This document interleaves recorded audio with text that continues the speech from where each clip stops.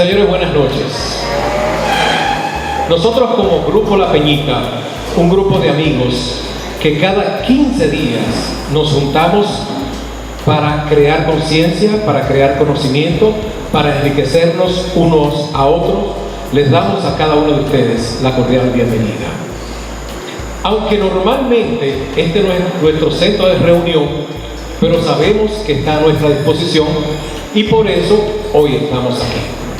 Queremos agradecer al doctor José Rafael Vargas el que haya aceptado nuestra invitación, porque lo estamos despojando, y que no es nada fácil, de su traje de político, y le hemos pedido tratar el tema de su visión de los años 70 y 80 de la ciudad de Moca, lo cual sabemos que él es un gran apasionado de esa época, pero él no se ha quedado en esa época, él ha sabido trascender. Y es por eso que también le solicitamos que conversara con nosotros cuál fue su paso de salir de la ciudad de Moca hacia la ciudad de Santo Domingo. Y como nosotros somos agalludos, le pedimos que hablara de lo que él entiende que es la visión de lo que debe ser nuestra provincia de Espaillat a corto y mediano plazo. Y él está aquí teniendo una gran cantidad de compromisos que, a propósito, venimos de uno de ellos, y luego que culmine aquí va a otro compromiso. Él ha sacado este espacio porque le hemos dicho que La Peñita es un grupo de amigos que nos reunimos para enriquecernos. Y por eso, desde que le hablamos del proyecto, él se entusiasmó y está aquí en esta noche. La Peñita tiene que ser como el primer día de un hecho histórico, fecundado por hombres y mujeres valientes que han trascendido las páginas gloriosas que orgullosamente nos invitan a recordar. La Peñita tiene que ser como el primer día de un catálogo de cultura manifestado en el ejercicio de trabajo y desarrollo de las artes con carácter incluyente, y con ello entregar a las generaciones un legado generacional para una educación de valores y de entrega. Que sea esta noche, con la presencia suya, doctor Rafael, y de todos ustedes, un derroche de muchos primeros días para seguir alimentando la esencia de La Peñita en un conversatorio de época dedicado a un pueblo que nos llena de orgullo, sin importar que los hechos nos hayan favorecido o no, si hemos jugado un papel protagónico o no, pero con la certeza de esperar el momento oportuno y con la esperanza de haber mantenido viva la satisfacción del deber cumplido. Doctor José Rafael Vargas, invitados, y a cada uno de los miembros de este grupo de amigos para la historia y la cultura, bienvenidos, y concluyo con las palabras precisas usadas por el propio Alberto Cortés en un show artístico cuando presentó su canción como el primer día. Maldije la tormenta que te asustaba, maldije la lluvia que te mojaba, y maldije el viento que te despeinaba. Hoy golpeaste mi puerta y bendije la tormenta que te trajo. Bendije la lluvia de retirarte el vestido mojado y bendije al viento que apagó la lámpara. Bienvenidos. Esto es un conversatorio, por lo que también le hemos pedido al doctor José Rafael Vargas que cualquier inquietud que exista por parte del público, que por favor, pues, sea suplido. Vamos a quitar entonces como esto como parte, ¿no?, para hacer un poco más coloquial, y que ellos se puedan quedar, doctor, usted se pueda quedar ahí, y que pueda conversar desde ahí con cada uno de nosotros. Así que, gracias nuevamente y bienvenidos a La Peñita. Yo estoy viendo los rostros de cada uno de ustedes, y muchos de los que están aquí fueron parte de la vida mía en la década de los 70 y los 80, que son acontecimientos que lo vivimos juntos, y algunos son protagonistas de primera línea, de manera que no va a ser nada difícil contar esa historia. Yo comenzaría diciéndole que mi vida ha sido de retos desde el principio. en más de los 8 años. Y comenzó en el Mercado Viejo de Moca, cuando yo ayudaba a mi papá. Y era un vendedor. Y en la escuela Andrés Bello, y en el Liceo Domingo Faustino Sarmiento, y en el escenario de las actividades culturales, de los clubes. De manera que a partir de esa etapa, hasta el año de 1979, nunca hubo descanso. Y a partir del 79 fue una línea ascendente que nunca ha tenido baja.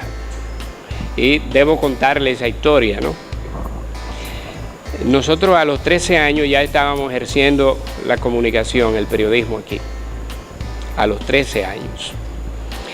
Y lógicamente asumimos también compromiso político y compromiso social. Nosotros pertenecíamos a un conglomerado social y político que asumía responsabilidades a partir de esa misión. Cuando yo me desprendo del lado de mi papá en el Mercado Viejo, ¿no?, ayudándolo a vender, entonces me integro de lleno a la Escuela Andrés Bello y desarrollo un proyecto que se llama La Voz de la Cultura, muy niño, que comienza con murales educativos y culturales. Y luego ese mural se extiende al Liceo Domingo Faustino Sarmiento, y yo sé que muchos de los que están aquí recuerdan esos murales, que nosotros personalmente nos encargábamos de alimentarlo todos los días para orientar y tratar de llevar alguna orientación cultural, social a la juventud y sobre todo a los estudiantes de esos lugares. Pero más adelante viene la integración al Centro Juvenil Don Bosco, específicamente al Grupo B, que manejaba Rafael Reynoso en la parte baja. En la parte baja habían 2 grupos del Centro Juvenil Don Bosco. El que manejaba Andrés Comprés, que yo no sé si Nelson Peña estaba en ese grupo, pero a Nelson siempre le ha gustado estar en la parte alta, a pesar de... yo sé, porque antes había la división, los de la parte baja y los de la parte alta. Entonces, bueno, nosotros estábamos en la parte baja y el padre Vicente, cuando llega al país, se integra de lleno con nosotros, pero unifica la parte alta y la parte baja y crea los grupos. El grupo F, el grupo I en la parte alta, en la parte baja el grupo B, el grupo C, etc. Y ahí se crea una dirigencia cultural, social, cuya preocupación fue el emblema del centro, humanizar y cristianizar. Por un lado, la vinculación de la iglesia, el desarrollo del deporte, la cultura y el trabajo social. En ese tiempo surge un fenómeno en Moca, el fenómeno de la marihuana en Monte de las Aguas. Y entonces viene la lucha de nosotros combatiendo la marihuana y conjuntamente con la marihuana la promiscuidad que se expresaba en las barras, la venta de alcohol. Piensen lo que era aquella lucha social de aquella época. Y lógicamente, luego nosotros nos integramos al Frente de Lucha Política. Y estábamos en los grupos de izquierda. Nosotros estábamos formando parte de la estructura de Línea Roja a través de los grupos estudiantiles, UER en ese tiempo, y luego UNER. Y bueno, a partir de ahí la cosa comienza a cambiar porque los grupos comienzan a desarrollar proyectos de carácter social, de vinculación con la sociedad. Y entonces comienzan a desarrollarse clubes socioculturales a partir de esa dinámica política. Y aquí surge, por ejemplo, el Club 2 de Mayo. A la cabeza estaba Benigno Rodríguez, que está aquí, y Fernando Rodríguez, estaba Lindo. ¿Cuál es otro? Estaba Dionise, Henry López. Y estaba el Club Enrique Jiménez Moya, que creo que ahí era que estaba Dionise. Pero los dos, ¿no? Y luego el Club La Voz de la Cultura, que dirigía yo. Y entonces ahí estaba Isidro Silva, ahí estaba un personaje que luego se hizo famoso, llamado Chichi Mur, Marcos Aurelio Mur, de ingrata recordación para el Club de Mayo y específicamente para Fernando y para Benigno, que quizás no sea conveniente contar la historia porque fue muy traumático. Esos clubes nos trazamos muchas metas. Le voy a narrar dos solamente, porque eso eran muchas. Una de ellas fue crear centros escolares donde no había mucha precariedad. Entonces, por ejemplo, abrimos la escuela nocturna Andrés Bello y nosotros mismos dábamos clases en la escuela nocturna Andrés Bello gratis. Y entonces se integraron cientos de muchachos, eso es lo que ahora le llaman prepara, pues esos muchachos que no tenían posibilidad. Nosotros lo hicimos a través de esos movimientos culturales, sociales, que tenían propiamente un matiz, una dirección política. Luego creamos el club, la escuela o el colegio nocturno Don Bosco. Donde está el colegio Don Bosco, nosotros abrimos un centro escolar para dar clases en la noche. Y luego entonces nos fuimos a los campos. Y a un grupo de compañeros le correspondió abrir un liceo en Monte de las Aguas. ¿Tú recuerdas quiénes iban a Monte de las Aguas, Benigno? Tú estabas en ese grupo, iba a Monte de las Aguas a dar clases toda la noche. Y yo me iba todos los días a Ligüerito. Abrimos el liceo con Pedro Plata, un profesor de Ligüerito. Y abrimos el liceo nocturno de Ligüerito. Yo duré varios años yendo todos los días en motor en la autopista Duarte. No sé si ustedes iban también en motor en Monte de las Aguas, bueno, pero el liceo de Ligüerito surgió ahí, en ese momento. Y lógicamente eso llenó un gran cometido. Luego, el movimiento social decidió ampliarse a todos los campos e integrarnos a una fuerza clubística que ya había surgido aquí en Espaillá, presidida por José Bencosme, el hijo de Chu Bencosme, y por Víctor Álvarez, entre otros muchos, que se llamaba Federación de Clubes Socioculturales Femoclusó. Entonces, los clubes que nosotros integrábamos, el 2 de Mayo, el Jiménez Moya, el La Voz de la Cultura, el Vanguardia Juvenil, el Ermita, el Marién García, muchos clubes, decidimos integrarnos a Femoclusó. E integrarnos a Femoclusó para ejercer una labor mucho más amplia en la provincia. Y caminamos todos los campos de la provincia en el trabajo de involucramiento de los jóvenes, trabajando e integrando a los jóvenes a ser parte de la lucha social, de la lucha cultural, del desarrollo educativo. Entonces todo el mundo tenía que estudiar, tenía que hacerse de una profesión, eso era lo fundamental. Bueno, entonces llegó un momento en que dijimos, ¿dónde va a funcionar Femoclusó? Un grupo entonces decidió que había que buscar un lugar, y el lugar que existía era la cancha, el Club La Cancha, que estaba abandonado, pero que siempre había un grupo que decía que era dueño de la cancha. Entonces, bueno, un grupo de Jiménez Moya, del 2 de Mayo y de La Voz de la Cultura, que tenía a un violento que se llamaba Chichimuri, ya murió, con el apoyo del equipo de dirección de Femoclusó, donde ya todos nosotros estábamos, a la cabeza José Bencosme, decidimos ocupar la cancha. Nosotros hicimos dos ocupaciones importantes en esa época, la cancha y la iglesia Corazón de Jesús, que eso es famoso. Un día de Don Bosco, 31 de enero, salimos del liceo, fuimos a la misa y nos quedamos en la misa con el apoyo del padre Vicente, y en contra estaba el padre Ibáñez. El primer preso de esa ocupación fui yo, porque yo salí de la iglesia porque iba a Santiago a llevar una nota de prensa. Ya yo estaba en el ejercicio, siendo un muchacho, y me agarraron y caí preso, ¿no? Al otro día me soltaron, y a los 2 días, todavía ocupando la iglesia, volví a caer preso en Juan Lopito y me hicieron apagar una goma con la camisa mía. Es una historia viva de esa época. Bueno, entonces Femoclusó ocupó la cancha y se desató una lucha violenta entre el sector que tradicionalmente ocupaba la cancha, encabezada por el amigo Román Roque, y nosotros. Ahí mediaron algunos sacerdotes, fundamentalmente el padre José Cruz, pero teníamos apoyo de mucha gente que venía de Santiago, venía de Santo Domingo, De alguna forma la iglesia del Rosario con sus sacerdotes nos apoyaron. En esa época estaba aquí el padre Benicio Disla. Benicio Disla era Benigno, ¿no? Que nos prestaba el salón para hacer nuestras actividades, etc.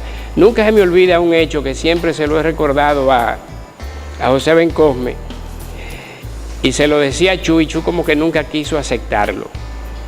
¿Qué pasó? El gobernador era Miguel Ángel Michel, Mario, en esa época, que le gustaba mucho el trago. Y entonces a Chu le gustaba mucho el trago 2 veces más escuchar a Gardel. Los dos eran enfermos con eso. Cuando ocupamos la cancha, apresaron a José Bencosme. Y José estaba preso un día de fiesta. No recuerdo qué día era, si era de la Mercedes. ¿Tú recuerdas, Benigno? Era un día de fiesta. José cayó preso.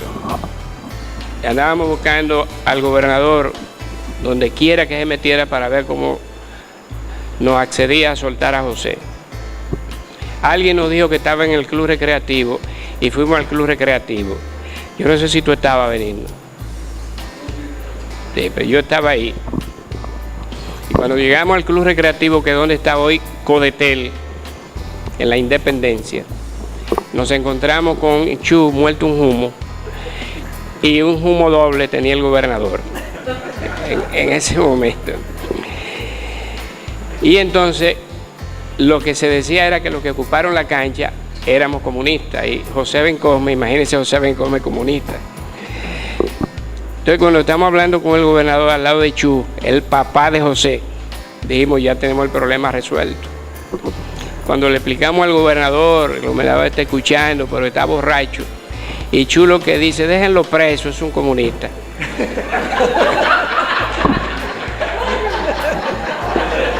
Y se quedó preso hasta que se le quitara el humo a los dos, al otro día. Bueno, es una lucha permanente, la lucha social que libramos desde el plano de la cultura. En esa época de los 70 nosotros caíamos presos a cada rato. En la lucha por la libertad de los presos políticos, yo recuerdo que fue la policía una vez a casa, porque yo traje unos afiches de Santo Domingo por la libertad de los presos. Encontraron los afiches en mi casa, encima del comedor. Ahí lo que vienen 2 muchachitos, agarraron los 2 muchachitos y me andaban buscando preso. Y yo amanecí 2 días en la laguna, en un campo de la laguna. Pero al mismo tiempo nosotros desarrollamos el periodismo aquí en Moca, en 2 vertientes. O sea, todo eso lo hacíamos al mismo tiempo. Gabino Núñez Rosa tenía su emisora Radio Glaray en el Caimito, y él personalmente la dirigía. Y él nos dio acceso para que nosotros desarrolláramos un proyecto informativo y creamos Informativo Dominicano. Eso era lo que orientaba Moca todos los días, informativo. Y los domingos La Voz de la Cultura en el Aire. Entonces ahí se formaron muchos periodistas. Radio Glaray luego se trasladó a la Presidente Vázquez. Presidente Vázquez, casi esquina Córdoba, ¿no? El segundo nivel, donde estaba la oficina de Luis Ovalles. Bueno, ahí se formó Guarocuya Cabral, que leía noticias con nosotros. Ahí comenzó a leer noticias Fernando Moronta, en esa época. Y ahí leían 2 figuras muy conocidas. Uno que está en Canadá, se llama Marcelino Cuevas, que sale mucho en Facebook. Leía las informaciones de nosotros. Y una figura que se llama el Dilloqui, Aridio Badía, que era muy escandaloso en la lectura de noticias. Y lógicamente cuando decíamos algo fuera de tono, a quienes buscaban era a los que dirigíamos el noticiero, que éramos Isidro Silva y yo. Y nosotros vivíamos más escondidos, porque además cuando en la izquierda había persecución o pasaba cualquier cosa, a mí siempre me veían como un cuadro intelectual de línea roja. Y la policía siempre me buscaba. Bueno, esa fase del periodismo, nosotros comenzamos entonces a desarrollarla, siendo corresponsal de Mundo Noticias en Santiago, que era un noticiero que había en Radio Libertad, que dirigía el periodista Héctor García, y nosotros diario pasábamos información por ahí. luego la revista radial que había en Radio Quisqueyana a las 3 de la tarde, todos los días. Cuando la ocupación de la iglesia, yo estaba en esos dos noticieros. Y luego entré a trabajar con Ramón de Luna en Santiago, en La Situación Mundial.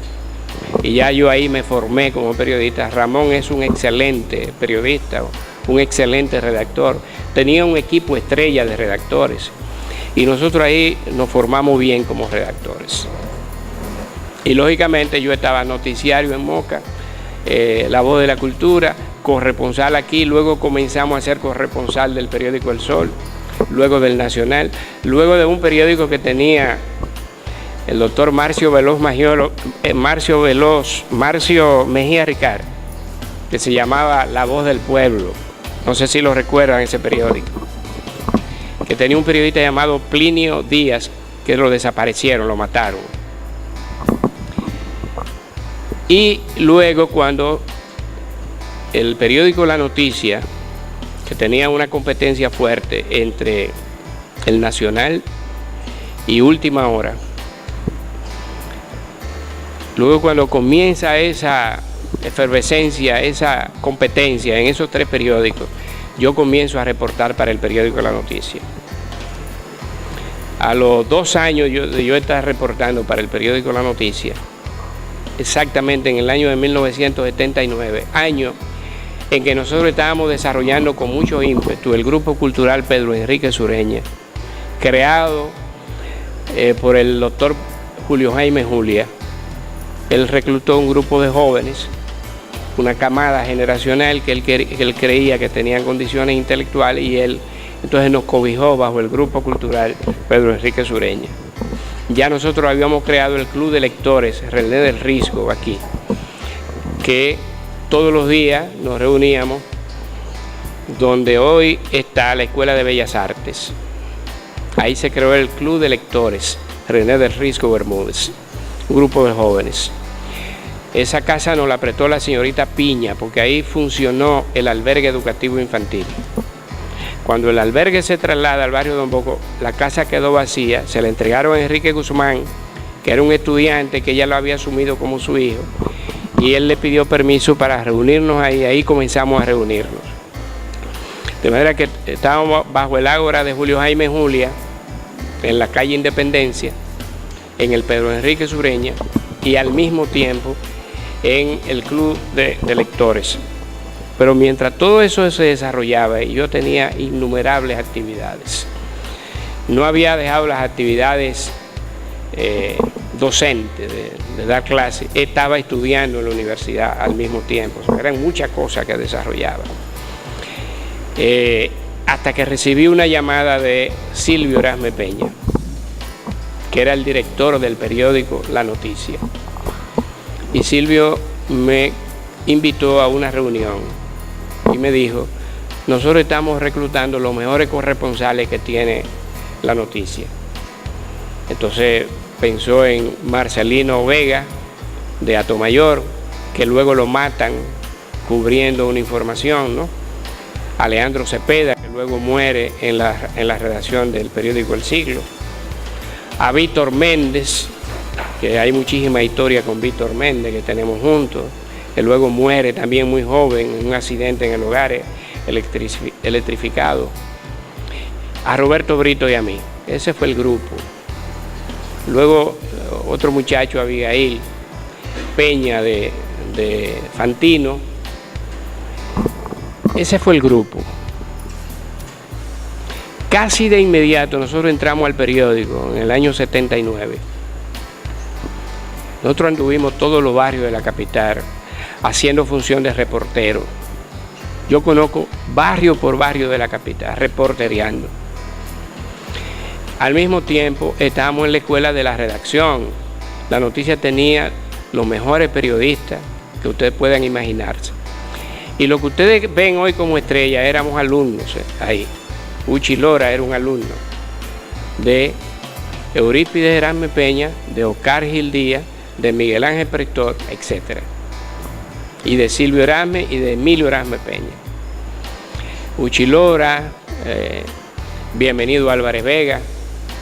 Esa es la camada generacional que estaba ahí en La Noticia. Miguel Hernández, etc.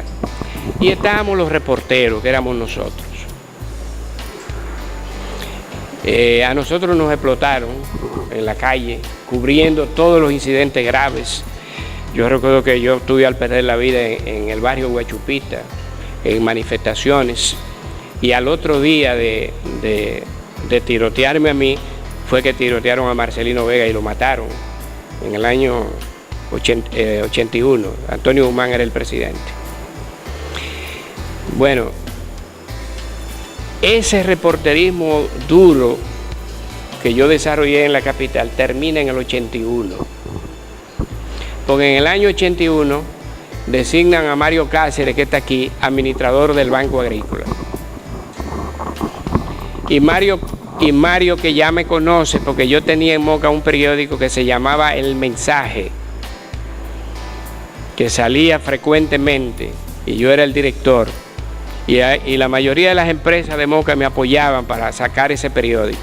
Pero además yo era el que hacía la revista Presencia Mocana, que creó Hito Cruz Infante, y que estaba en el edificio de María en Alba frente al Palacio de Justicia. Todos los años últimos de la revista Presencia Mocana fui yo que la hice. Entonces Mario conocía todo eso. Cuando llega a Santo Domingo, me dice: necesito tu apoyo. Ya él es administrador del Banco Agrícola. Necesito tu apoyo en el área de prensa. Yo quiero que tú vengas a ayudarme aquí al Banco Agrícola. Yo tenía el inconveniente de que yo cubría en la mañana en el periódico La Noticia de 6 de la mañana a 2 de la tarde, y en la tarde iba a la universidad, a la UAS. Entonces, bueno, yo le dije a Mario, pero yo puedo ir en la tarde, no en la mañana. Pero Mario habló con Silvio Erasme Peña y Silvio permitió que yo trabajara en la mañana en el banco y en la tarde en La Noticia, para entonces ir en la noche a la universidad. Y los sábados, que ya en ese tiempo, y todavía lo hay. Entonces, bueno, ahí comienza mi desarrollo intenso. Por eso yo le digo, yo no he tenido descanso en los últimos 40 años. Ha sido intenso siempre, todas las actividades. Entonces, bueno, yo comienzo a trabajar intensamente en el periódico La Noticia y al mismo tiempo en el banco. 2 años después llegan al país las computadoras. Y el periódico La Noticia, el Listín Diario y el Nacional fueron los primeros medios que se agenciaron computadoras. Nosotros escribíamos con las maquinillas Olimpias. Y entonces Silvio dijo: aquí van a avanzar los que aprendan a usar la computadora. Seleccionó un grupo para ir a Miami a aprender a usar la computadora. Y entonces los que venían de allá enseñaban a los que estaban aquí. La mayoría de la gente mayores que estaban ahí no quisieron aprender computadora, pero sí aprendimos Víctor Méndez y yo, la esposa de Silvio, y qué sé yo, 1 o 2 más. Fuimos los que nos integramos. Yo hasta desarmaba la computadora. Yo amanecía en el periódico, en eso. Eso permitió mi rápido ascenso en el periódico, porque si usted maneja el lenguaje, la redacción, o sea, si usted al mismo tiempo no tiene hiel para el trabajo a toda hora y maneja la tecnología, que era lo que el periódico estaba exigiendo.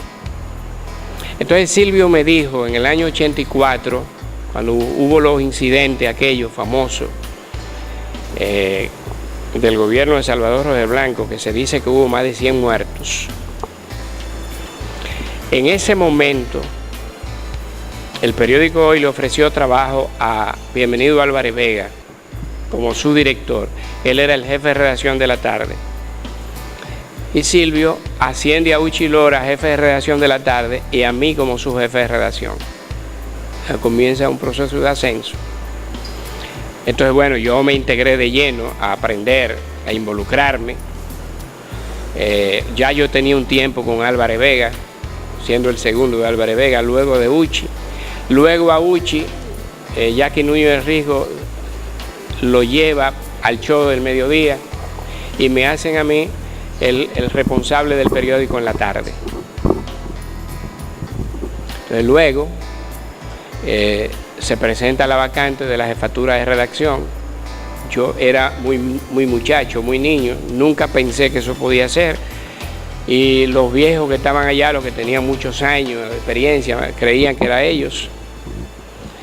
Y cuando Silvio anuncia que yo voy a ser jefe de redacción, la gente se sorprendió. Porque en esa época nada más habían 3 personas jóvenes dirigiendo periódicos. Era Aníbal de Castro, Huichi Lora y yo. Después todos eran personas mayores, los que estaban. Mario Álvarez Dugan, Rafael Herrera, en el periódico El Caribe Germán Emilio Ornes, etc. Nosotros éramos los muchachos. Y tenía que ser así porque era un fogueo, era una competencia muy dura la que existía. Todo eso nosotros amanecíamos en el periódico para tener el periódico listo a las 10 de la mañana y comenzar a trabajar para el otro día inmediatamente. Y lógicamente había una dura competencia entre los 3 periódicos. Hasta que en el año de 1986, por la inclinación política que tenía el grupo Erasme con un sector político del PRD, cuando el PRD pierde las elecciones y gana Balaguer, Silvio no ve perspectiva, a tal punto que los últimos 2 años del periódico, a los ejecutivos nos pagaban con acciones. Después sentí que a nosotros nos convino eso, porque cuando vino la venta nos dimos cuenta que nos fue bien. Pero los últimos 2 años el periódico tuvo una merma, porque había una presión política muy fuerte, que la publicidad no llegaba al periódico. Silvio nos da nuestras prestaciones, liquida nuestras acciones, nos vamos muy bien. Ya yo me iba a trabajar para el Listín Diario, yo tenía un acuerdo. El Listín Diario me había ofrecido irme a trabajar para allá después de la venta. No conocía a Leonel Almonte, que había comprado el periódico, nunca lo había visto, nunca supe de él. Y un día Silvio me dijo, él viene tal día para acá para que lo espere y le entregue. Se había anunciado que quien iba a dirigir el periódico era Juan Bolívar Díaz, que era embajador en Perú. Luego Juan Bolívar anunció que ya él había desistido de la idea de ocupar la dirección. Luego se había dicho que se le habían propuesto a Huichi Lora o a Víctor Grimaldi. El día que Leonel llegó, ahí fue que yo entendí la guerra de papeletas. Ustedes recuerdan la famosa guerra de papeletas. Pues yo no conocía a Leonel Almonte y él me dijo, necesito hablar contigo, pero para que tú sepas, yo necesito que tú te quedes aquí, que no te vayas. Y yo sé que tú tienes otro compromiso, pero te ofrezco triplicarte el salario y regalarte un carro. Y yo lo pensé, fui donde Silvio y le dije lo que estaba proponiendo. Y Silvio me dijo, no lo pienses 2 veces, dile que sí. Entonces a mí me había tocado un carro que era de la esposa de Silvio, un Renault, más el que me había dado Leonel, más el que yo tenía ya personal, que venía desde el banco. Y Silvio en ese momento me dijo, te pido un acto de grandeza. A tu edad y en las condiciones tuyas, yo era un cadete del ejército que andaba de salto en salto, soportando cadillo en Neiva. Y Emilín, que era senador, estaba en las mismas condiciones mías, con un rango más bajo. Tú tienes 3 carros, regálale un carro a Víctor Méndez. Y yo se lo regalé de una vez. Eso fue en 1986, en el mes de septiembre. 2 meses después de la juramentación y de todo eso. Bueno, entonces duré un tiempo ahí con Leonel. Duró un tiempo ahí, luego viene una confrontación cuando se crea la Asociación de Periodistas Profesionales, que tiene líneas diferenciadas del Colegio Dominicano de Periodistas. Nosotros creíamos en la profesionalización. Entonces el grupo que creía en la profesionalización, que estaba encabezado por Juan Bolívar Díaz, Huichi Lora, Margarita Cordero, etc. Era un grupo grande. Decidimos crear la APP, y en una asamblea me escogen a mí como presidente de la APP. Ustedes recuerdan todo eso, ese escenario. Entonces, bueno, Leonel Almonte no quería enfrentar a Germán Emilio Ornes, que representaba un sector político y social al cual él le tenía temor. Entonces, bueno, me pidió que renunciara del APP, le dije que no, que yo prefería renunciar del periódico, pero no del compromiso que había asumido profesional. Bueno, entonces me dio mi liquidación y entonces comencé un proyecto para mí interesantísimo, que es uno de los proyectos más ambiciosos que se ha hecho aquí en el periodismo, que fue el de jornada extra. El equipo profesional que integramos, Juan Bolívar Díaz, Ángela Peña, Carmen Inver Brugal, Luis Concepción, Fran Durán en la parte de producción, que para mí ha sido el mejor editor que ha dado este país. Bienvenido Álvarez Vega y yo. Ese era el grupo que constituíamos jornada extra. Ustedes lo recuerdan, ese programa en Teleantilla que ganó 3 premios Casandra, año tras año. En el año 93, a mí me llamaron para trabajar en Naciones Unidas y dirigir un programa de comunicación en UNICEF, dirigido al control de la diarrea en niños menores de 5 años. Y me fui a trabajar en UNICEF, Naciones Unidas. Y yo renuncié a UNICEF por una razón, porque ganaba mucho y hacía poco. Yo ganaba $3.000 y yo sentía cuando iba a cobrar que había hecho muy poco y renuncié. Pero cuando renuncié, la directora me pidió que estaban trabajando para el censo y que necesitaban una agente de Naciones Unidas que ayudaran en la comunicación. Me recomendaron a mí. Yo fui a trabajar en el censo del año 93, a dirigir toda la comunicación del censo. Todo lo que se hizo, ustedes lo recuerdan, todas aquellas famosas entrevistas de promoción del censo del 93, lo hicimos nosotros. 93, 94. En esos mismos años yo tenía un programa en Reintel que se llamaba Sobre los Hechos, que lo hacía en la televisión Reintel y lo hacía en HIN Radio. Y en HIN Radio los domingos también yo hacía, porque yo siempre he trabajado de lunes a domingo, siempre también hacía en la capital La Voz de la Cultura en el Aire. Las dos cosas. Entonces ahí yo llevaba muchos políticos y uno de los que más iba a tratar los temas internacionales era Leonel Fernández. En esos años 92, 93, 94. Yo comencé a ver la idea de que Leonel fuera presidente de la República. Le veía condiciones en esa época. Y un día Javier González, que vivía en Miami, se me presentó a Reintel, a mi oficina, y hablamos del tema político. Y me invitó a Miami, yo fui a Miami con un amigo que se llama Vinicio Tobal, que hoy es vicecanciller. Y los tres casi amanecimos al lado de la piscina de su casa, vislumbrando el futuro del país. Uno creía que la figura debía ser Vicente Bengoa, otro creía que era Felucho, y yo decía que no, que era Leonel Fernández. Ahí decidimos traer a Leonel a Moca para hacer un experimento, a ver cómo caía. Y Leonel Fernández vino aquí a Moca, traído por Carlos Baré, por Javier González y por mí. Quizá muchos de ustedes participaron en alguna de las reuniones que hicimos. Una de esas reuniones fue en tu casa, con Atañán Pérez. Ahí salió un cuento famoso con Atañán, porque Atañán estaba comprometido con Jacinto Peinado, que aspiraba. Y los candidatos en competencia eran Joaquín Balaguer y José Francisco Peña Gómez, en el año 94. Pero Jacinto tenía posibilidad de futuro político. Y nosotros queríamos explorar con los diferentes sectores de Moca. Yo no sé, Mario, si usted participó en alguna de esas reuniones.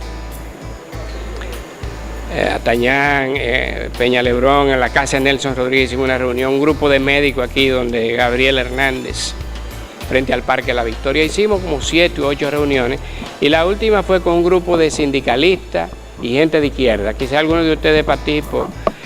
en la casa de Diloné, el hermano del gobernador, cerca del Cine Viena, de Fausto, segundo nivel. Pero bueno, cuando fuimos a Tañán, recibimos un golpe muy fuerte. Queríamos convencer a Tañán de que estábamos frente a una promesa segura, rápida, de gobernar este país. Y a Tañán le dijo, mire, yo lo veo por televisión con mucha frecuencia a usted. Yo siento que usted tiene un potencial que puede desarrollar en el futuro. Usted sabe la realidad de ahora. En el 94 puede ganar o Balaguer o Peña Gómez. Si Balaguer gana, va a querer reelegirse en el 98 y va a durar hasta el 12. Y el que pierda, Peña Gómez, va a competir en el 12 y posiblemente gane en el 12, y en el 16 va a querer reelegirse. De manera que va a durar hasta el 20. Yo usted comienzo a pensar en la candidatura presidencial compitiendo con Jacinto Peinado en el año 2020. Estamos hablando del 94. Y Leonel le dijo, ustedes me trajeron de un amigo. Bueno, pero entonces a Leonel le gustó el ejercicio, porque luego fuimos a Santiago y nos reunimos con un grupo de empresarios en Gurabo, y allí le dieron un trato muy bueno, y eso enervó a Leonel Fernández, y el proyecto comenzó a vender. Entonces, bueno, esa es una etapa muy difícil, ¿no? Ya me desvincula por completo del mundo social, del mundo cultural, aunque yo todos los fines de semana, desde que me fui a la capital en el 79, nunca he marcado de venir a Moca todos los fines de semana. No, mi mamá está aquí, o sea, mi familia está aquí y yo soy enfermo con eso. Yo me paso 3 días en la capital. En esa época duraba hasta el sábado, que trabajaba el sábado arrancaba para acá. Hay muchas historias que después se pueden contar de personajes famosos que daban bola antes. Bueno, pero en el año 96 Leonel gana las elecciones, ¿no? Yo quise probar, no me dio resultado y duré 48 días y renuncié de eso. Y dije, lo mío es el periodismo. Y comencé a desarrollar una labor más intensa en el periodismo. Y creé el programa Balance Semanal, que desarrollaba en Color Visión, y entonces Javier González compró el Canal 21 y me puso a dirigir el Canal 21. Pues yo hice el Canal 21, se llamaba Teleisla, al mismo tiempo que estaba en Color Visión. Eran 2 misiones muy intensas. Ya yo había salido de la universidad, nosotros hicimos la carrera de educación, estábamos desde muchachos en el periodismo, ¿no? Y la carrera de Derecho, el doctorado en Derecho en la universidad. Yo seguía una carrera tras otra en la universidad y todavía no me canso, porque recién acabo yo de terminar un diplomado en INTE, en alta gerencia, y estoy en otra. Entonces, bueno, en el primer periodo yo lo dediqué al periodismo, Color Visión, los programas, la dirección de las televisoras, Canal 21, Canal 23. Y ahí duré toda esa etapa.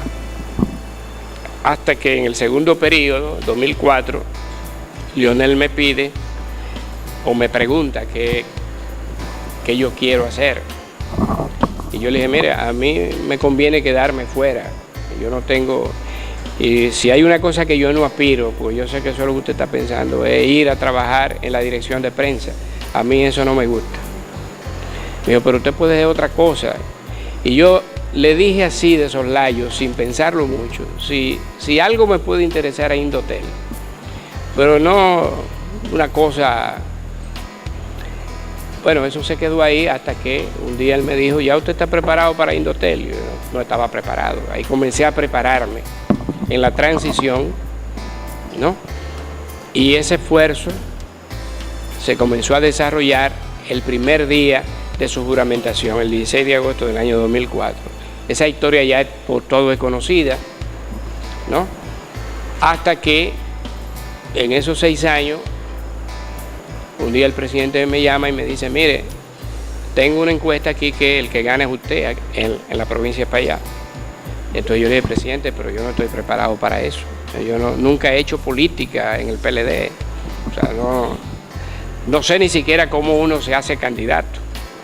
Y él me dijo, por eso no se preocupe, pero hay que ganar a la provincia. Digo, presidente, pero yo tengo un programa que está siendo muy exitoso en Indotel. Abandonar eso. Me dice, pero profesor, si se pierde Moca le van a echar la culpa a usted. Piénselo. Yo duré 1 año pensando eso. Y entonces un día le dije, vamos arriba, presidente. Y él vino a Moca a inaugurar el local del PLD y ahí ya se hizo oficial la candidatura mía. A partir de ahí yo estoy como senador. Si ustedes ven, le dije que mi vida ha sido de reto y que yo no he tenido descanso desde los 8 años hasta el día de hoy. Le puedo contar muchas historias, pero yo pienso que hay personajes que tuvieron una gran incidencia en Moca en los años 70. En el plano político, por ejemplo, aquí hay figuras que tuvieron incidencia vital en el mundo estudiantil y en el mundo de la izquierda revolucionaria. Voy a mencionar nada más los 3 que mataron en la lucha social, en las protestas sociales, que fueron René Paulino, Apolinar Bourdiez y Ramón Antonio Rodríguez. Son 3 sellos de aquí, de la juventud de esa época. Y en el plano de la izquierda, Amelio Silva, yo creo que todo el mundo lo conoció, ¿no? En el plano de la vida eclesiástica, yo creo que el padre Vicente es la figura más descollante de esos años, que murió en el 74, un accidente, y a partir de ahí cambió la historia. Pero a partir de ahí también comienzan a desarrollarse los deportes en Moca. Ya el padre había creado el mundo del fútbol aquí, ¿no? Pero ahí se crean los Juegos Don Bosco, nosotros fuimos parte del comité organizador, ahí estaba Nelson Peña, de los que están aquí creo que es el único que formaba parte de...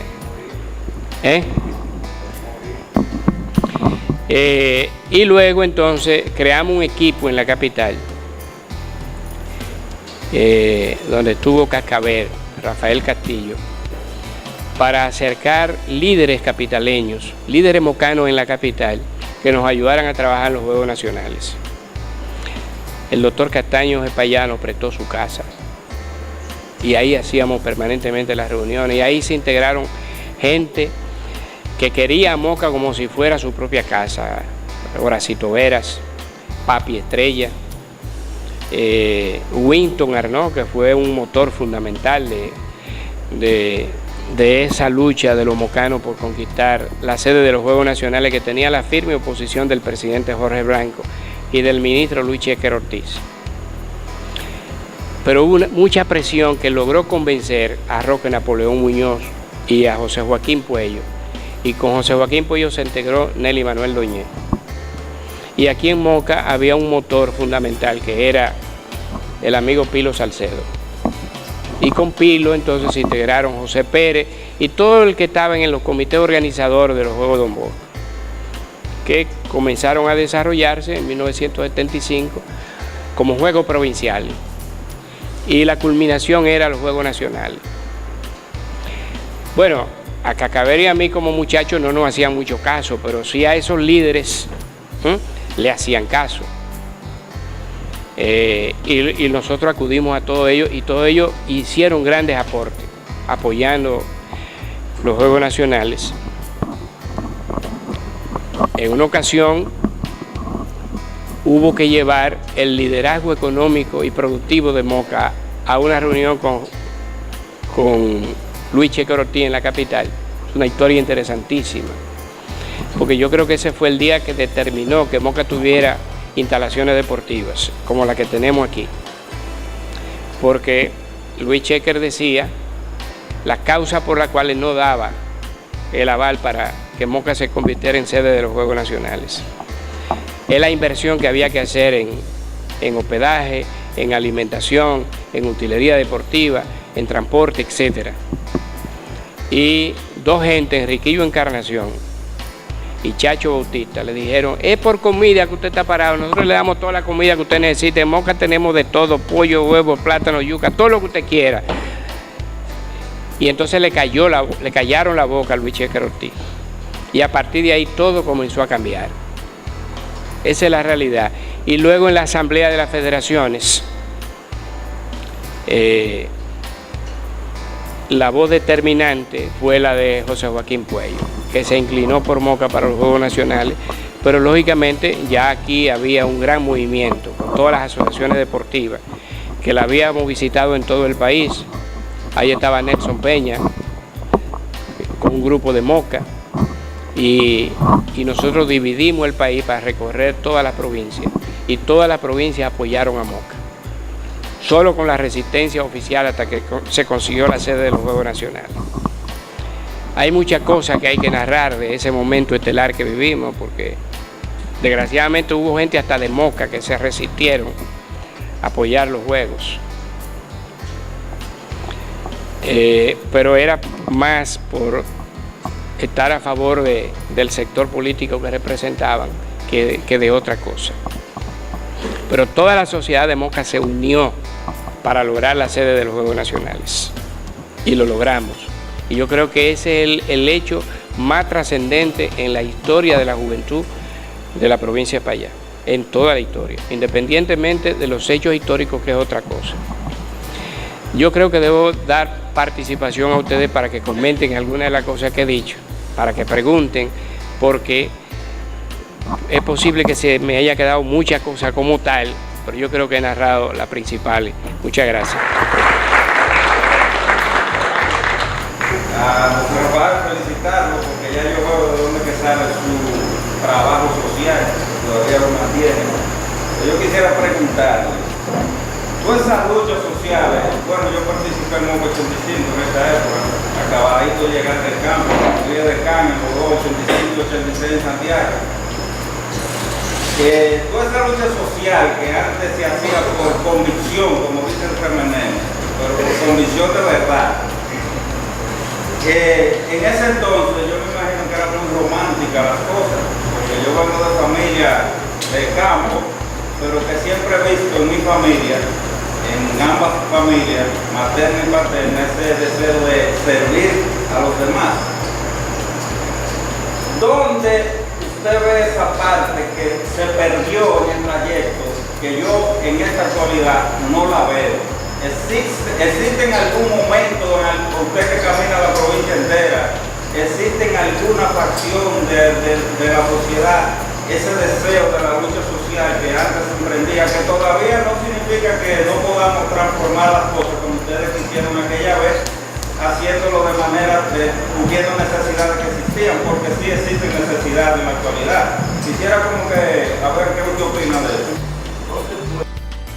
Porque la persona encargada no se calla. Turístico. Aunque viaje con una amiga, usted va horas y se va hasta las 5, a las 4:30, tiene que terminar, pues yo tengo que ir. Entonces, ella no se calla nunca. Quiero un libro prestado. Y ella le dice: me lo trae mañana a las 12. Si Mario no se lo traía, ella salía a buscar el libro. Óigamela. Y es verdad, yo he visto eso. Esa señora no sabe cómo abrir un libro, la que tú dices, porque le dan un empleo. Entonces ese es el problema de la juventud del país. ¿Es culpable la juventud? No es culpable. Es que no estamos desarrollando un proyecto de sociedad del siglo XXI. O sea, aquí estamos repitiendo los enfoques comerciales que se venden a través de la televisión, pero no hay un proyecto social que usted lo vive cuando usted sale del país y va a países más avanzados. Y usted ve como, por ejemplo, en un país como Finlandia le dicen, están siguiendo a un niño, sus habilidades, su destreza, sus capacidades. cuáles son sus destrezas. El niño tiene destreza para la matemática, o para el arte, toca piano con facilidad, o guitarra, o para los deportes, o para la tecnología. Entonces lo van guiando, o para la docencia. Entonces lo van encaminando a ese joven, el Estado lo asume y le va diciendo, lo suyo es físico, o químico, o experto en matemática, o tecnólogo, o agrónomo, o docente.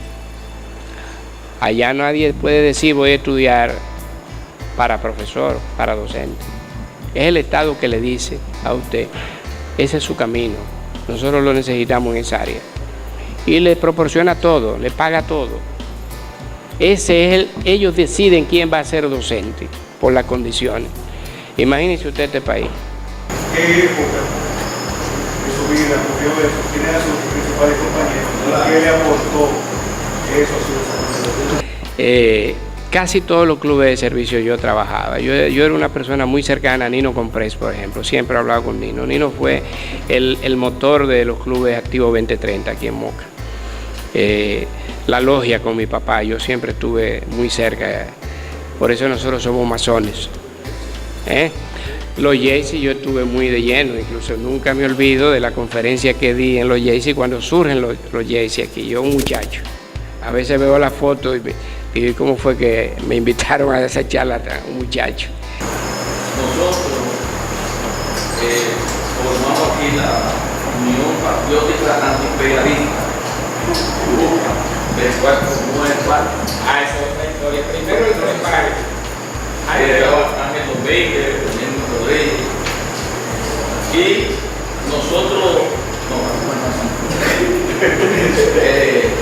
ahí nosotros hicimos una marcha y se hizo un tío sano, que era repudiando las acciones imperiales como lo que está sucediendo hoy en los Estados Unidos. Y ese muñeco lo llevaba, Lorenzo era el periodista, fotógrafo, que cubría la cosa en ese momento. Y Rafael se emocionó, no estaba designado para eso, cogió el micrófono. Upa, antiimperialista. Y entonces, cuando íbamos por la parte, viene la gente de servicio secreto. Y le dice, ay, pero míralo ahí el periodista, míralo ahí el antiimperialista también. Bueno, a partir de ahí, una cacería de brujas que hubo. Y otra cosa que quiero recordarle al auditorio es que el primer local de la demolición fue en la calle Rosario, esquina San Romeo de esquina de la Banquisota, donde está toda la hora ahí, que es un edificio. De ahí fue que nosotros planificamos la ocupación de la cancha. Y el tema de la droga.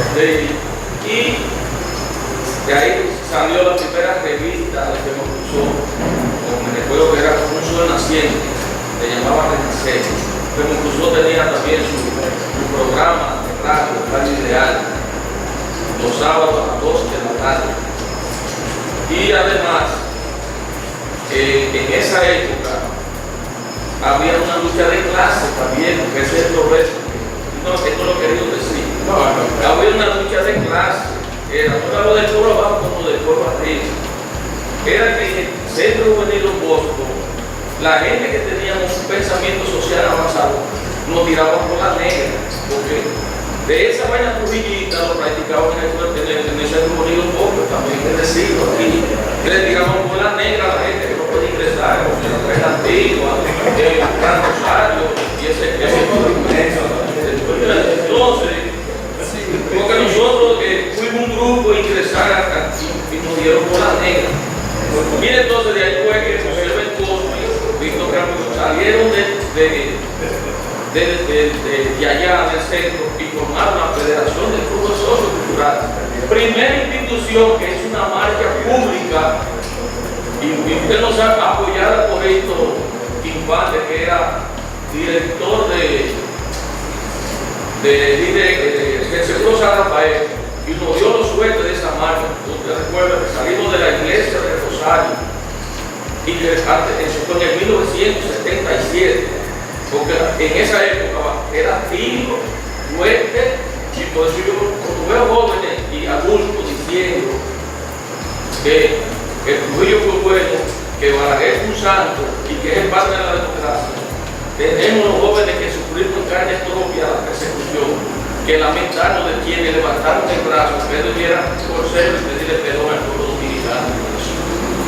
Lo que quiero destaco esto, porque a ustedes hicieron una pregunta. ¿Por qué los jóvenes eran románticos en aquella época? Y las instituciones, que eran diferentes. El que asumía el rol de ser vocero de un club, de un sindicato, de una asociación, que no fuera complementaria con el gobierno, tenía el riesgo de ser perseguido, allanado, y no tener empleo, y no tener nada que sirva de integración a esa sociedad dirigida por los ciudadanos. O sea, lo que quiero decir, que asumimos responsabilidades de esa época, lo hicimos con visión, que es lo que no hay ahora. Con visión, es lo que teníamos en ese momento, y por eso fuimos capaces de arriesgarnos y dar hasta la vida, como usted citó, muchísima gente que cayeron bajo esa barca asesina. No sé si hay alguien aquí de la Escuela de Bellas Artes de hoy, pero la Escuela de Bellas Artes la creamos un grupo integrada por el arquitecto Manuel Guzmán, que murió hace mucho de un infarto, saliendo de su oficina del edificio de María en Alba, frente al Palacio de Justicia. Y él en ese momento formaba parte del equipo que desarrollaba la Escuela de Bellas Artes. Ahí donde está la escuela, ahí fue que la creamos.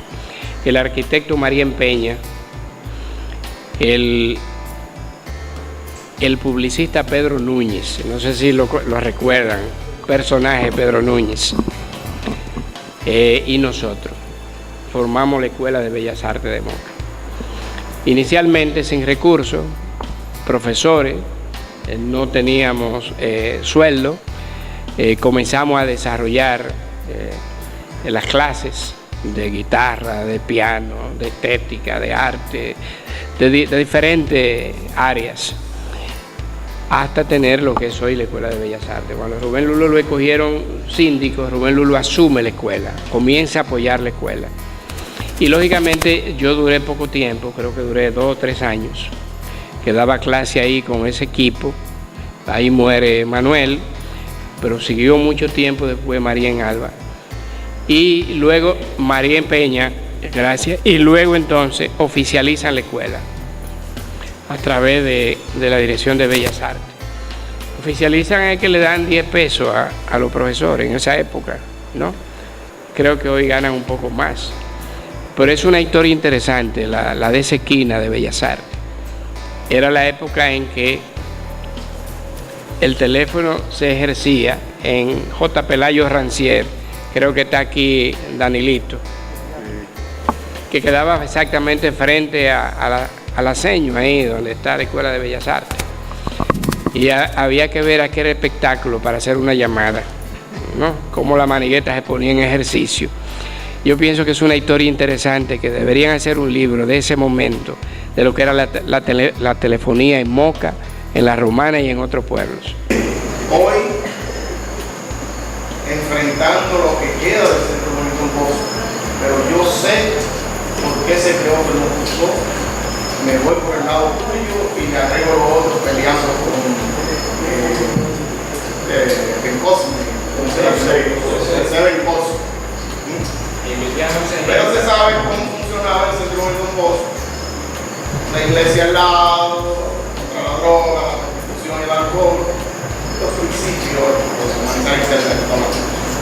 Pero la historia algún día tendrá que recogerse entre los actores que están vivos, y ahí lo quiero estar terminando. Yo no estoy de acuerdo con él. Pero yo quiero decir algo porque yo siento que me queda poco. Y tú no lo vas a decir. 2 cosas. Una, cuando llega José Rafael, y por ahí viene la admiración que siento, lo conservo hace muchos años, veía pasar hacia el mercado, yo saliendo hacia el colegio de Don Bosco, iba yo a jugar y a estudiar para allá, y usted iba a trabajar y a estudiar. Fuiste de los primeros jóvenes, a muy poca edad, que dominaste el idioma inglés. Bueno. Sin embargo, dos hechos yo quiero que ustedes conozcan de José Rafael Contreras Rojas. Cuando él fue relacionador público encargado de prensa del Banco Agrícola, ciertamente en Mario Cáceres, el director, vivíamos en la capital. Mi esposa, mi nora, mami, me dice un día, Nelson Peña, pero los estudiantes de la UAS de Moca están recibiendo 50 pesos. Con eso pagaban el alojamiento y pagaban la alimentación en el economático, me parece que era, en la UAS, inscribido eso, pero no estudié. Y yo le decía, no, es que me da vergüenza llegar a José Rafael, hasta que se apretó la situación y tuve que acudir donde José Rafael con la morena.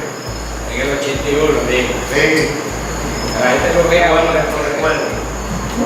Cuando llego con mi morena, mi mujer, mi novia en ese entonces, José Rafael me mira y lo que dice, pero ¿y por qué tú sabiéndolo no viniste antes? Ya el programa se acabó. Y ese hombre está aquí. Digo, pero no se preocupe, que de lo que yo gano, que yo creo que tú no me ganas, no llevan a 500 pesos por ahí. Siempre será que lo pagan de mundo. Sí, los 50 pesos se pagaba el economato, la alimentación y se pagaba el alojamiento. Y tú dijiste, no le voy a dejar a ningún mexicano sin eso.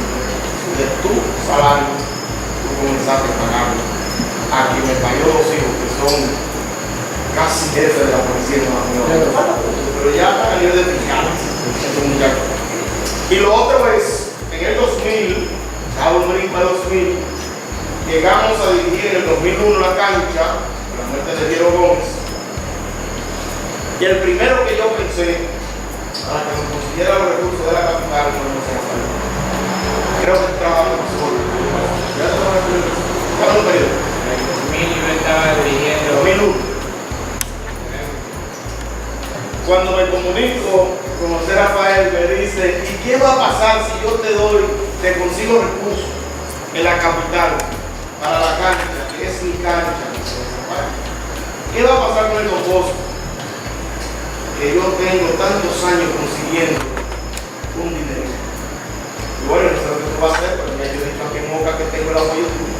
José Rafael volvió otra vez casi con lo mismo de aquellos 50 pesos. Y se desprendió de 2.000 pesos que era todo el dinero del mundo para el. Y Silvi todavía no quiere saber de ti esa partecita de la ayuda, porque Silvi dice, José Rafael no te diga que quitarle los mocos, esos 2.000 pesos, para tú hacerlo a la calle, eso era de nosotros también. O sea que con esto lo que quiero es entendamos que ese hombre que fue dirigente también de la Unión Deportiva de la provincia de Bahía, lo mismo que hacía siendo tal vez de 13 años, 15 años, ha venido proyectándolo más allá hasta llegar. La verdad es, José Rafael, que aunque tal vez no pueda disfrutarlo, pero sí quisiera que algún día la participación política tuya forzada en el Partido de la Liberación Dominicana te lleve a una posición donde no es que haga más por tu pueblo, por tu provincia, por tu país, que ha hecho demasiado, pero sí que tú puedas tomar las grandes decisiones y que un hombre como tú pueda por lo menos controlar la corrupción que siempre está cernido sobre este país que merece mejor suerte. No solamente era becas para los jóvenes que estaban en la UAS, ¿no? Sino que luego Mario la extiende a los jóvenes que estudiaban agronomía en la Escuela Agrícola Salesiana y luego a Lisa en Santiago. Se dieron muchas becas para jóvenes de ahí. Y yo les voy a contar una historia para que se rían. Había un dirigente estudiantil que se desarrolló con nosotros aquí, Y conmigo trabajaban Ney Almanzar y Luis Taveras en esa época en el banco. Y ellos eran los que más acercaban a los jóvenes para las becas. Entonces hubo un dirigente estudiantil de aquí de la Guasuma, no voy a decir el nombre, que tenía amores con la hermana Dionisio. Y él comenzó a decir que yo estaba comprando a los jóvenes, dándole cuarto porque yo aspiraba a una diputación en Moca, en el año 81. Y entonces regó eso en la universidad y yo le dije, no le haga caso. Y un día él me pidió que quería hablar conmigo. Me lo mandó a decir con Luis Taveras, yo le dije que fuera. Y él me dijo, mire, estoy pasando un mal momento, entonces me dijeron que usted está dando una beca aquí, yo quiero ver si usted me ayuda. Digo yo, claro, esa beca tuya yo la esperaba hasta aquí, no te preocupes. Agradecer sobremanera la invitación de parte de Amable en representación del grupo esta noche aquí.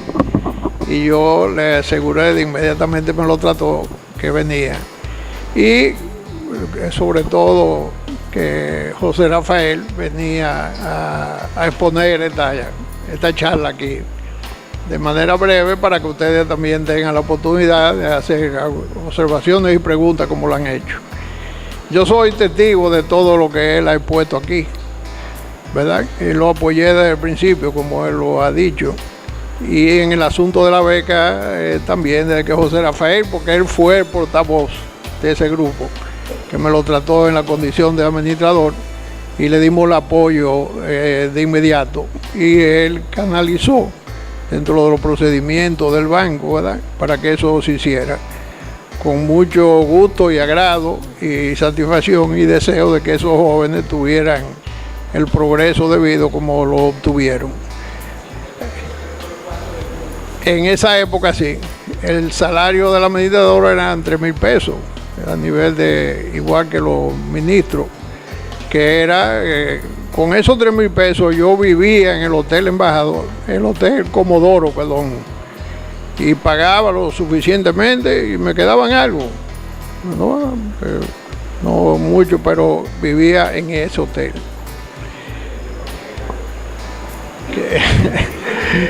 Que a José Rafael le gustaban mucho los espaguetis y muchas veces me acompañaba allá con Carlos Segura, que es el administrador hoy en día, que a propósito era una figura de esa época del Partido de la Liberación y muchos me presionaban para que se cancelara por esas razones. Digo, no, que yo lo siento mucho. Hay algo que José Rafael nos señaló, que fue una gran premiación en el 1994, que correspondía al año 1993, y viene con motivo de la mención de los servicios de clubes sociales, que es la premiación de los Jaycee. Él obtuvo el Supremo de Plata en ese año. Y en esa ocasión estaba Leonel Fernández, que fue a apoyarlo, invitado por él. Y ahí yo lo conocí a Leonel esa noche. En ocasiones anteriores yo tuve esa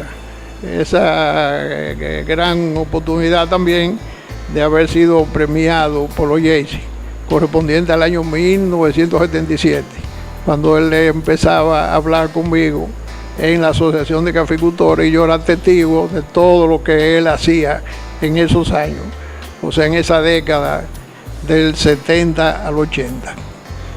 A él lo ayudó grandemente, él mencionó algo pero no lo completó, la participación del periodismo de esa época aquí en la República Dominicana.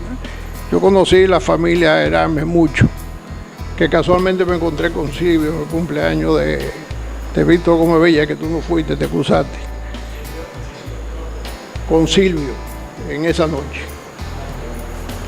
Y hablamos mucho, sí, con Silvio. Hicimos una buena relación y eran gente de muchas condiciones. Y él mencionó otro periodista, creo que Rafael Herrera, tú no lo mencionaste, que fue otro de los grandes de la época, y a Morillo también. Eso ayudó grandemente, la inquietud de Juan Carlos Era los niveles de profesores también, en los liceos y en las escuelas, la calidad que tenían y el sistema de vida de aquella época. En definitiva, yo me siento muy satisfecho hoy por esta participación aquí, ¿verdad? Y esas inquietudes que ustedes tienen. Los felicito a todos, a los organizadores y a todos ustedes, y cuenten con mi apoyo para que esto se continúe. Y gente como José Rafael, que sigan subiendo, que el país lo necesita. Y como dijo ahorita Rodríguez, ojalá él siga calando esas posiciones, porque la verdad que él ha hecho un gran esfuerzo y un gran apoyo al desarrollo de la comunidad mocana en todo sentido. Felicitaciones. Eso del premio de los Jaycee era una escogencia que ellos hacían con mucha rigurosidad, porque ellos investigaban, profundizaban para escoger los 10 jóvenes más sobresalientes de todo el país. Yo recuerdo cuando a mí me premiaron, ahí estuvo Elena Villella de Paliza. No había sido presidente del consejo del CONE. Ella de Cuella después. Ahí estuvo Yanna Tavares, ahí estuvo Sergio Vargas, ahí estuvo Omar Benítez, el actual ministro de Agricultura. O sea, éramos 10, pero los 10 luego, ¿no? Entonces, bueno, a cada uno los acompaña un grupo. Ahí estaba ahora Aida Consuelo, que fue la directora de Educa, Aida Consuelo Hernández. Y yo fui con un grupo que me quiso acompañar, entre ellos estaba Leonel Fernández, que todavía no era candidato vicepresidencial en ese momento. Pero luego, un tiempo después, o sea, a usted le entregan el premio Jaycee, pero si usted se sigue desarrollando y su potencial sigue creciendo, a usted le dan el Supremo de Plata. Entonces yo lo recibí los dos. O sea, después de Indotel o en el medio de Indotel, yo recibí el Supremo de Plata. O sea, en el año 94 recibí el premio Jaycee 72 y luego recibí el Supremo de Plata. Pero hay un detalle que yo quiero contar interesante, para que usted vea los desafíos que nosotros asumíamos. Hay un amigo que se llama Modesto Gómez, yo creo que mucha gente lo conoció, que era profesor de inglés en el liceo. Y él y yo estudiábamos juntos. Entonces, a mí me gustaba la medicina más que el periodismo. Esa es la verdad. Un día a nosotros se nos ocurrió irnos a estudiar medicina para Francia, a los dos. Y estábamos en segundo de bachillerato. Entonces, cuando pasamos al tercero, fuimos donde doña Chía, la directora, y le dijimos que nosotros queríamos hacer el cuarto de bachillerato en vacaciones y que nos íbamos a examinar con los estudiantes que iban a extraordinario, las 8 asignaturas, porque queríamos irnos a Francia y realmente teníamos todo preparado para irnos para Francia a estudiar medicina. Y nosotros todos los días amanecíamos durante 2 meses y medio estudiando las 8 asignaturas. Y nosotros pasamos las 8 asignaturas en vacaciones, no se quedó ninguna. Yo hice tercero y cuarto en un año. Con tan mala suerte que cuando ya estábamos preparados para volar, a Modesto se le presentó una dificultad. Le voy a decir cuál fue. Él tenía una novia que era profesora también, la embarazó y eso en ese tiempo no podía, había que honrar a esa familia. Y él tuvo que hacerlo y llevársela para Colombia. Y entonces se fracasó el viaje a Francia. Por eso yo seguí en el periodismo, pero yo debía ser médico en el día de hoy. Entonces, antes que nos apresuremos a algunas cosas más, yo quiero puntualizar varias cosas. Número 1. Me da gusto que haya una generación de la que provocó muchas de las iniciativas que surgieron del Centro Comunitario. Y entre las luces y sombras, dentro de esa luz yo quisiera agregar en esa línea, porque la estructura que se creó, bien pensada y disecada a nivel de estatutos, de estructura organizativa, de pasar de letras y números, pasar bautizaron el nombre de grupos, y ahí salió. Y la labor social que tanto yo como otra gran cantidad de jóvenes que hacen aquí en Moca y fuera de Moca, es gracias a esa cultura que ustedes crearon. O sea que valió la pena el esfuerzo y los años que dedicó el padre Vicente para rescatar, porque el tema de Junín en su tiempo con el padre Vicente fue bueno, pero también fue muy bonito el tema de los aportes de Anselmo Compresa. Dentro de la estructura que fueron los que iniciaron ahí en ese momento, pues se fueron sumando a él. Digo esto porque cuando entro al Centro Público Moca,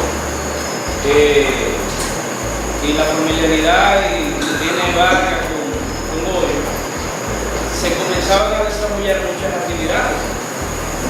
Y había cosas que uno no entendía, como por qué Vargas llegaba al centro urbano y decía, bueno, ¿qué centro de cómputo lo vamos a poner aquí en el centro urbano? Y cuando iba porque a desarrollar la creatividad y la fui directamente al centro, y uno como miembro del museo se preguntaba qué hay aquí, que uno inquieto. Incluso el equipo de Vargas me prohibió entrar a la actividad de ella, porque ustedes saben que el aspecto político y el aspecto social lo vinculan mucho, y las actividades de Cineforum que hacían, muy educativas, había personas que iban a politizar, pero había otras personas que iban también, como uno popularmente dice, tumbar polvo, porque Juan Carlos se menciona eso, ¿ves? Que hay gente que va a tumbar polvo a la actividad. Y hubo una persona que se pasó de logros. Yo me paro y le digo que esa actividad está cubierta con fondos, ¿verdad?, de lo que se gana muy honorablemente, pero son fondos también que vienen del Estado. Y como que a uno del equipo no le gustó y dejaron de permitirme la entrada durante un tiempo en eso. Bajo la presión porque me encargan en el centro comenzar a contextualizar partes históricas de ese torneo de Moca. Y comenzamos a ver en el 85, veo el acta que se levantó para constituir organizadamente Juventud 2000 con Rafael Antiguo en ese tiempo. De hecho, con el padre que lo llevaba a la oficina, porque tiene como una especie de altar del centro de allá y toda la parte histórica de ese tiempo. Pero Juan Carlos hizo una pregunta importante ahorita y quiero rescatarla por el hecho de que se piensa qué están haciendo los jóvenes de esta generación, tomando en consideración que los tiempos son distintos. Pero también hay que preguntarse qué están haciendo los que no son jóvenes con los jóvenes de la generación que sí quieren hacer un cambio social y sí quieren hacer aportes. Porque hay ciertas resistencias también de ciertos mayores que no pertenecieron a grupos sociales que tienen la oportunidad de colaborar para que se hagan algún tipo de transformación y se resisten a hacerlo. Tanto así que se ve como bueno y válido algunas manifestaciones que se dan en Pueblo Rico y Pueblo Abajo de grupos sociales que pienso son importantes, pero el enfoque de huelgas y algunas manifestaciones no tienen a mi modo de ver mucho criterio. Como no tuvo mucho criterio, quizás algunas revueltas y manifestaciones que se dieron, que ahí yo quiero que me precise la fecha, que hizo posible que se retirara la Mocachú de Moca. Que viendo y sentándome con algunas personas de ese tiempo, yo personalmente, cuando hablan del tema de huelga, en este contexto, ahora mismo, sin una visión, sin un plan, sin una propuesta, yo me remonto a la Mocachú como punto de partida. Pudieron ser otras empresas que se fueron en ese tiempo de Moca, porque Moca era una ciudad zapatera, y me parece que Amelio Silva también trabajaba en la Mocachú y fue parte de uno de los que hizo posible que la Mocachú se retirara de Moca. Entonces, en ese momento, y precisamente en qué año, qué acontecimientos se dan en Moca, que se dan tantas manifestaciones de huelga y demás, que provoca que una empresa tan importante en Moca como la Mocachú se retirara. Yo debo comenzar diciendo que todas las actividades que nosotros hacemos son abiertas y que todo el mundo se expresa con absoluta libertad sin ningún tipo de dificultad. La Mocachú es expresión de la lucha política de la época, pero cuando el dueño de la Mocachú se traslada de Moca, no fue por ninguna expresión de presión de nadie aquí en Moca, simplemente porque él estaba buscando la sombrilla de Zona Franca que se le ofrecía a Santiago y que Moca no la tenía en ese momento, y se estableció en la Zona Franca de Santiago, Fiquito Espejo. Esa fue la única razón de carácter económica, y él se llevó una parte de su personal más cercano a Santiago. Aquí en la época de los 70 se desarrolló el sindicalismo del PRD, de los grupos de izquierda. Los zapateros acaba de morir Ali hace 9 días, que fue parte de esa lucha, y Paciano, su medio hermano. El Negro, el veterano, que era parte fundamental de la Mocachú. Bueno, ahí trabajó todo el mundo, y lógicamente que hubo gente que ejercía protesta sindical, no solamente en la Mocachú, en otras instituciones, en otras empresas, como se están desarrollando ahora. En aquella ocasión había un sindicalismo más fuerte, y lógicamente usted tiene que permitir en un régimen de libertad esas expresiones de los trabajadores, que creaban sindicatos, que asumían la defensa de sus intereses, y por eso no hay que trasladarse de aquí. Él se trasladó porque quería más ventaja competitiva en el mercado de Zona Franca de Santiago, y le fue bien. Esa es la razón fundamental. Amelio Silva trabajó ahí muy poco tiempo, porque Amelio Silva era zapatero. Yo recuerdo que después él comenzó a trabajar con los Paredes, ahí en Guachupita, donde está Ana Paredes, ahí trabajó Amelio Silva. Yo compartía con él mucho ahí en esa zona. De manera que Amelio era un cuadro político, no era un cuadro sindical.